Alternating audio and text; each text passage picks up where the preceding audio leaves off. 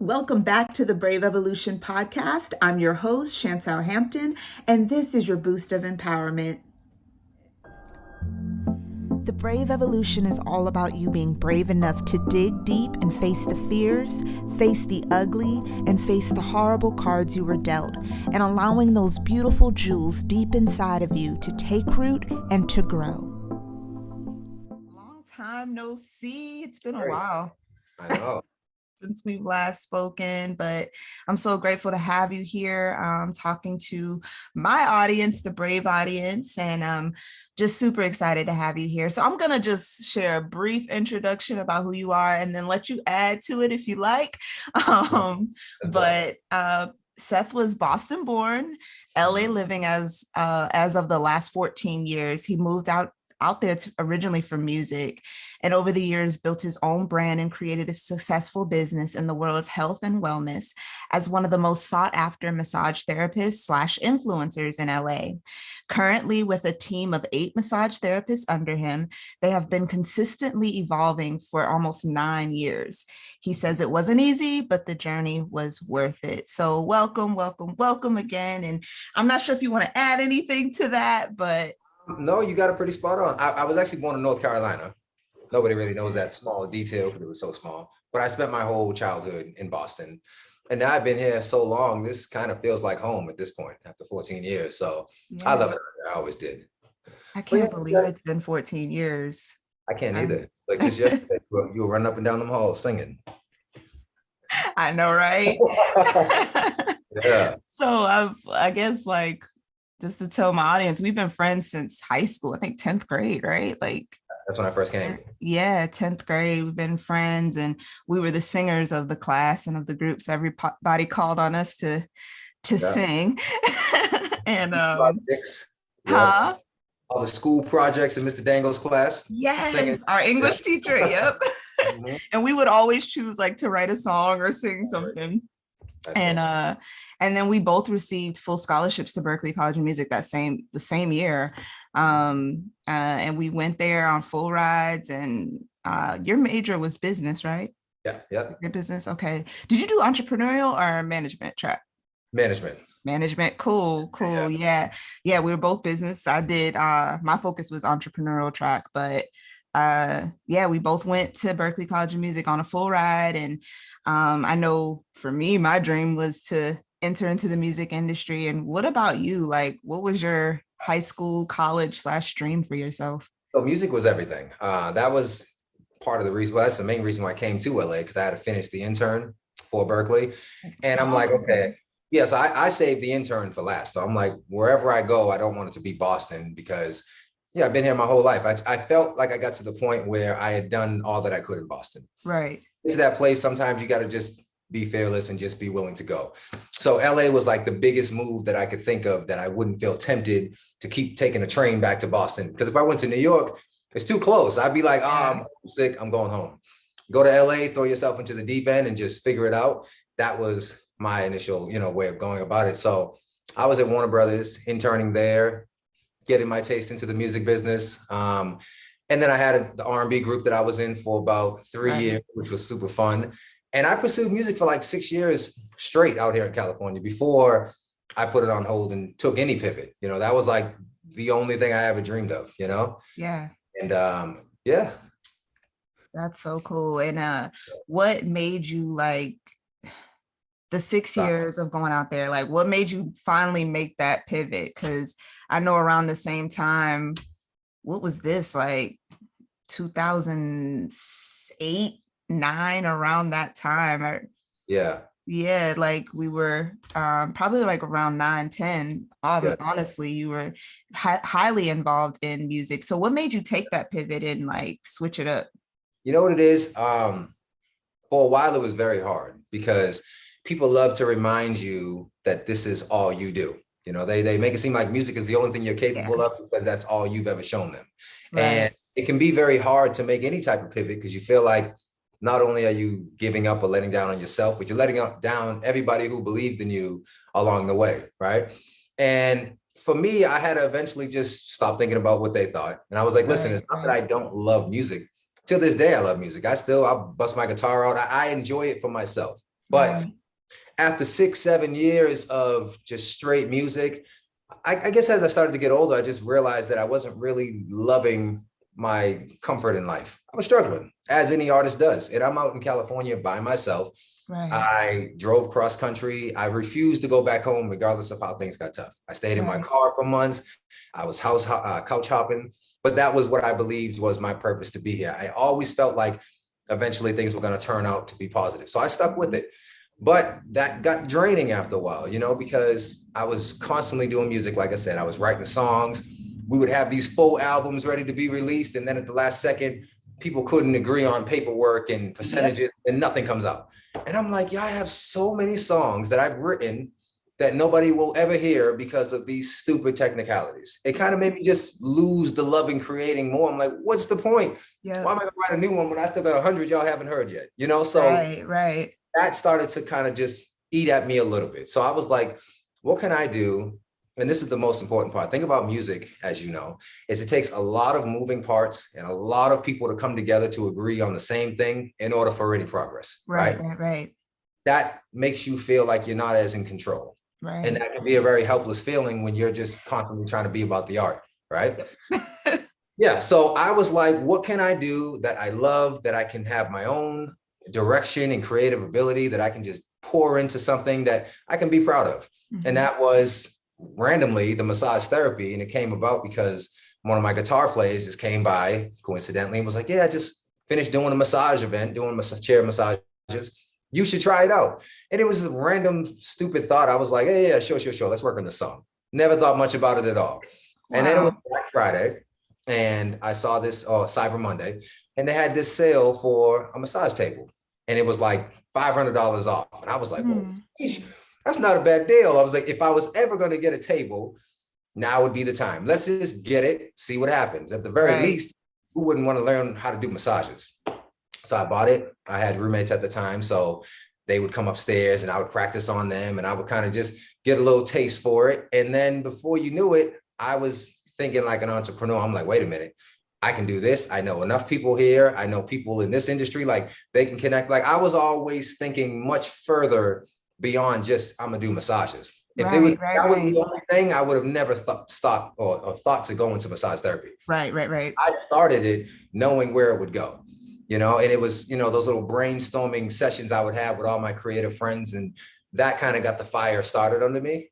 And Hmm. then it was born. It took a while to get started, but once it did, I was finally able to put myself in a more comfortable living situation.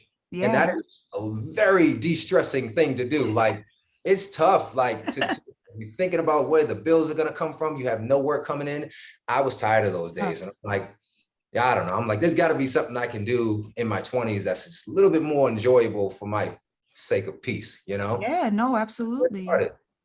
No, absolutely. That's excellent. That's excellent and very inspiring. I mean, just today I'm fighting with attorneys and labels about Mhm. paying people. It's like the work's already done. Just pay Yeah. the people. And it's that can be very stressful and it makes you not want to create. And you Yeah. hear so many artists. I mean, thankfully I'm still on the music side, but for a while for me creatively too, it just like I don't want to create.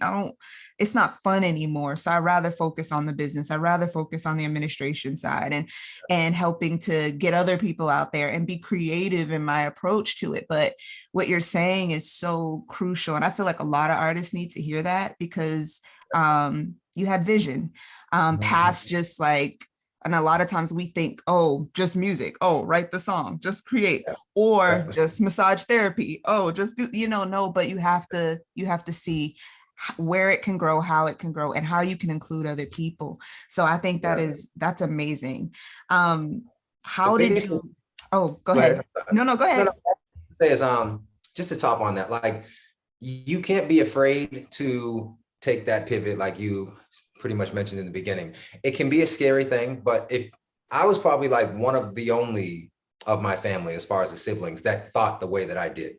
They Mhm. always were very safe, very, why would you leave Boston and go to California? You have no family Mhm. out there. Go get yourself a nice police job or become a firefighter. And Mhm. so many Mhm. years you can have your pension. And I was just like, none of that excites me. it doesn't excite me. I understand music is not a guaranteed career, Right. but I love it. And once I went to Berkeley and I didn't choose a regular college, I'm like, I'm in it. At this point, it's like, I'm dedicating these next 4 years to learn just music. This, Right. and Right.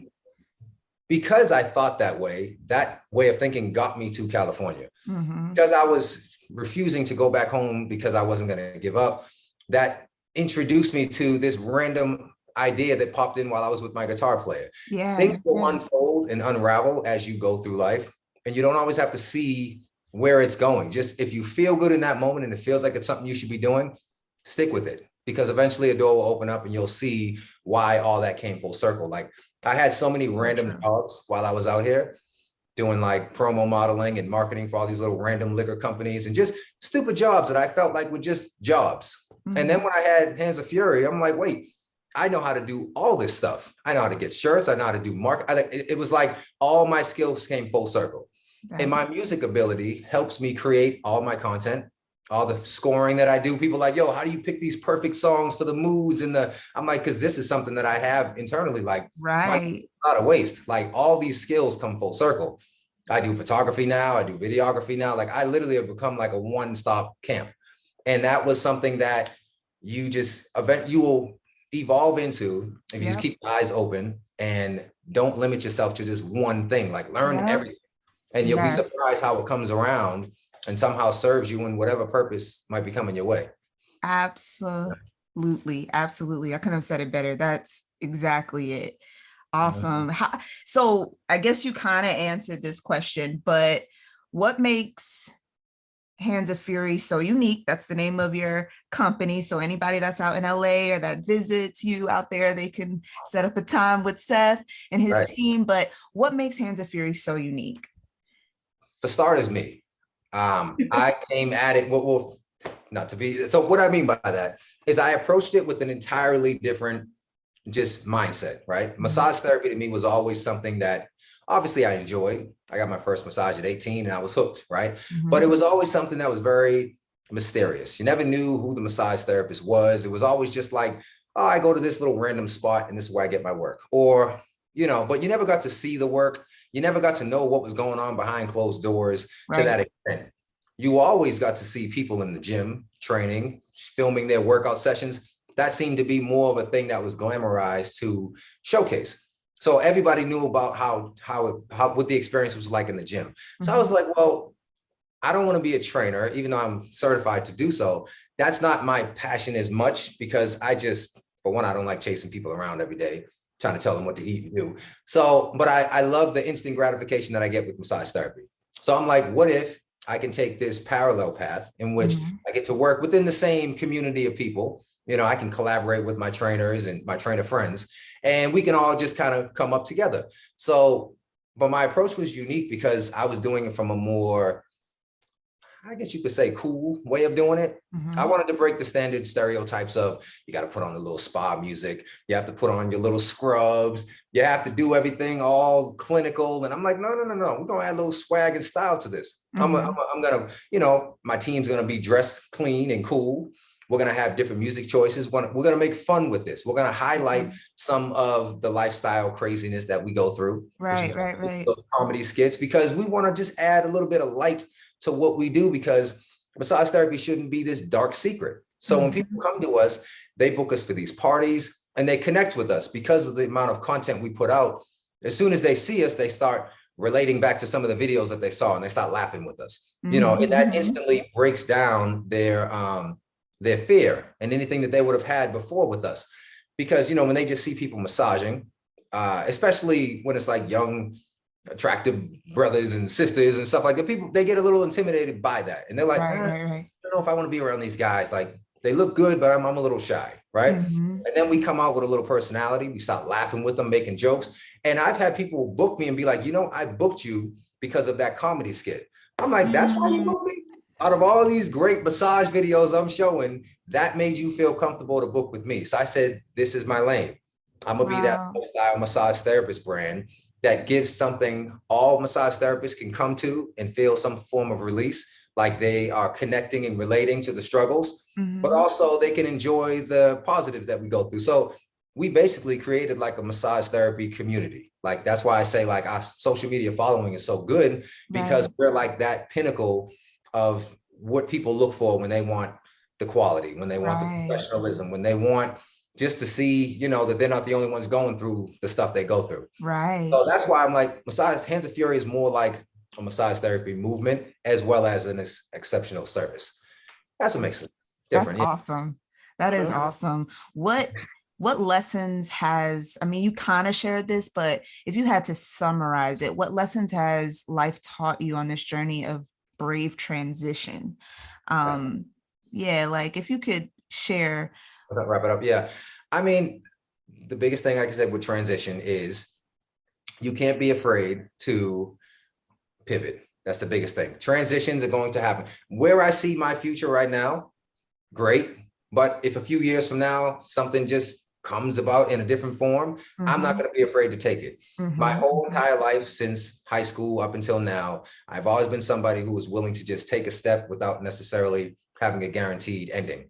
That's just mhm, not the way I live. And I feel like that lifestyle and that mhm, bravery and just faith has gotten me to where I'm at. You know, mhm. like you can't be afraid. I mean, you have to be willing to step out of the norm. Don't Yeah, always yeah, conform with what everybody else is doing. That's not going to make you stand out, nor will it make you unique. I would never right. be Hands of Fury if I took that approach. I took the approach of, let me just try something that feels good. And if it feels good to me, I'm sure people will resonate with that, relate to it, and then I'll have my own brand going. So as you move through life, just try not to be afraid of trying new things. Don't feel shackled to whatever your previous ideas were and dreams were. You're not a failure. You're not Right. somebody who's a quitter. You're just somebody who was willing to evolve and go with what felt right. And in So the end, good. as long as you were living a happy life, I take that as a win. Yeah, You know? absolutely. That is Yeah. so good.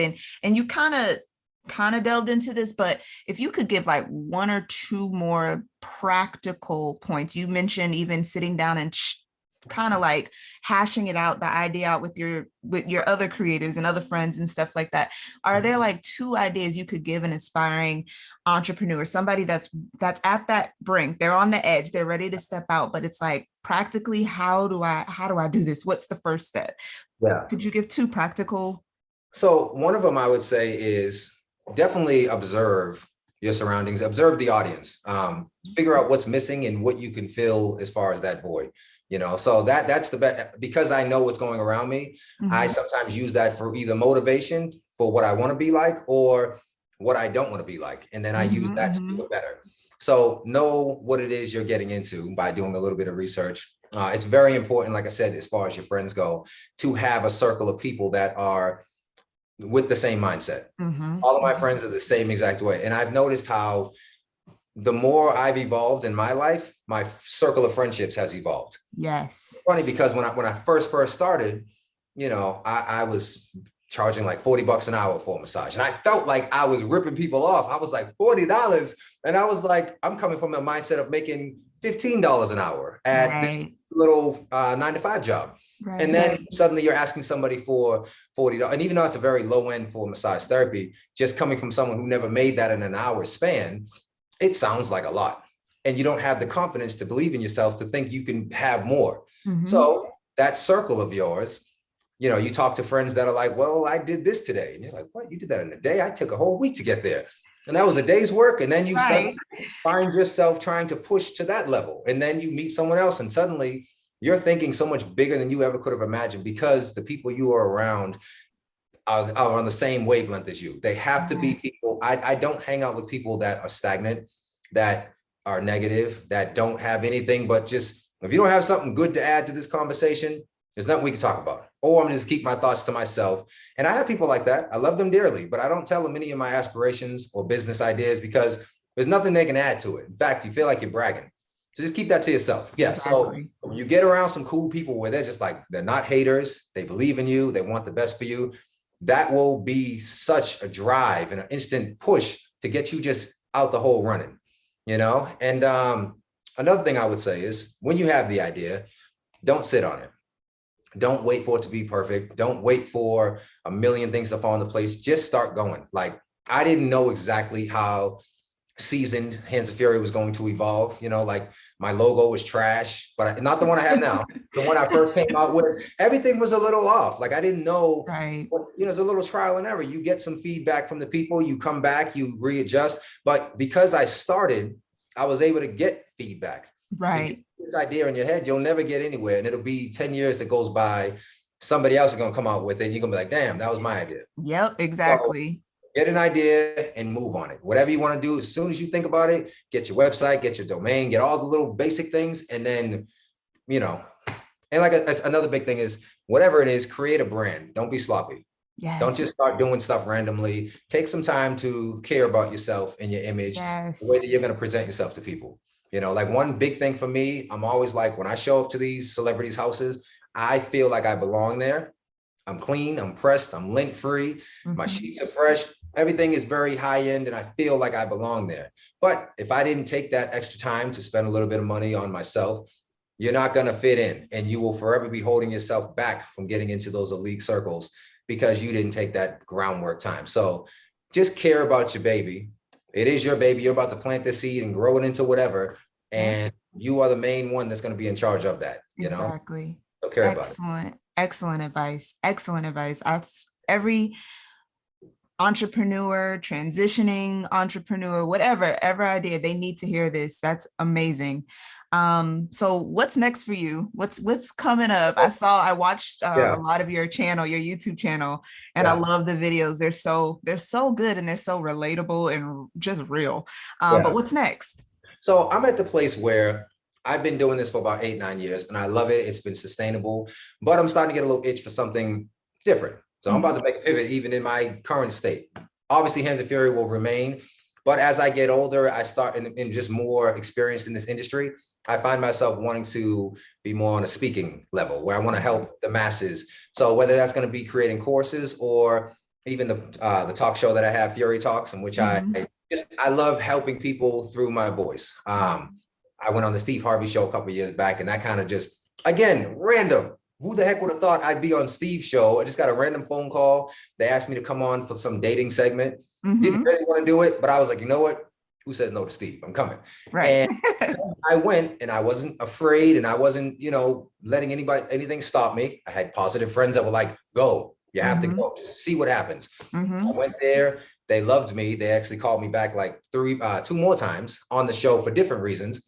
And that was like the beginning of that seed in which I was like, man, I'm actually really good at this type of stuff. And people come to me for this advice that it helps. So I took that idea, I didn't sit on it, and I created my talk show. And so that's something that I definitely see myself diving a lot more into as well, because, at the end of the day, I don't see myself being a massage therapist for the rest of my life. I think it was a great period in which it helped me create a name and build a little bit of pocket change for to be able to invest into different things. Right. And then you take that and you figure out, okay, what else can I do when I'm 50, 60 that I could be comfortable sitting in a chair and just relaxing and, doing what you do. Exactly. And then I've also just been investing into a lot of different projects as well that I just want to create some residual income as well. Because you don't want to be out there slaving till you're, at some point, you're not going to look the same. You're not going to have the same back. Things will fall apart. And when that happens, hopefully you took your prime years to set up a little bit of, stability for you. Absolutely. Absolutely. That's awesome. Can you, before we just end, can you just share your social media links? I'm going to make sure that they're visible for everybody to see, but can you share? Yeah. So all my social medias are the same, Hands of Fury. That's the same on YouTube, Instagram, Facebook. So follow us. If you have any questions, send us DMs, messages. And if you're in LA or anywhere else, book us. Awesome. We're here for you. Thank you so much. Thank you again for joining us.